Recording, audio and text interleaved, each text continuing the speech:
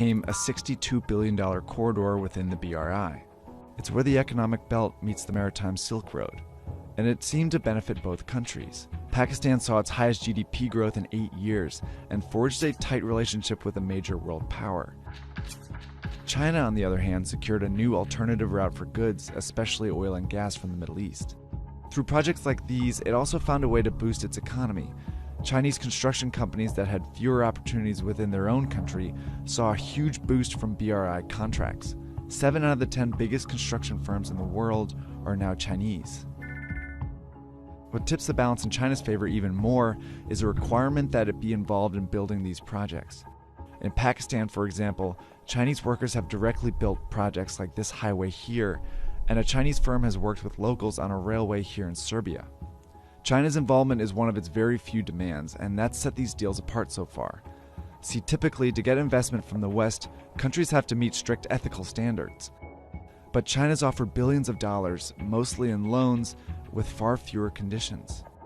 So it's no surprise the BRI has been a big hit with the less democratic countries in the region. China has signed agreements with authoritarian governments, military regimes, and some of the most corrupt countries in the world. It's even affiliated with Afghanistan, Ukraine, Yemen, and Iraq, all currently splintered by conflict.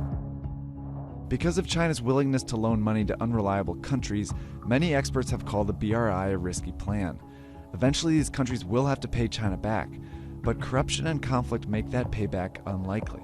A recent report found that many of the countries indebted to China are very vulnerable, including 8 that are at high risk of being unable to pay. So why does China keep lending?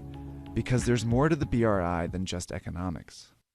In Sri Lanka, China loaned about $1.5 billion for a new deepwater port. It was a key stop on the maritime Silk Road. By 2017, it was clear Sri Lanka couldn't pay back the loan, so instead they gave China control of the port as part of a 99-year lease. China also controls the strategic port in Pakistan, where it has a 40-year lease.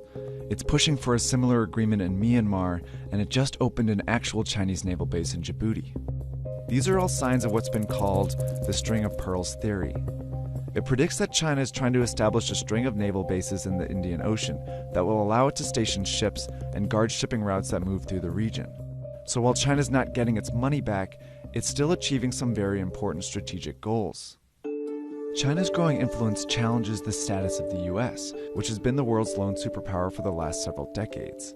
But isolation is trending in the US, meaning that they are investing less and therefore losing influence around the world.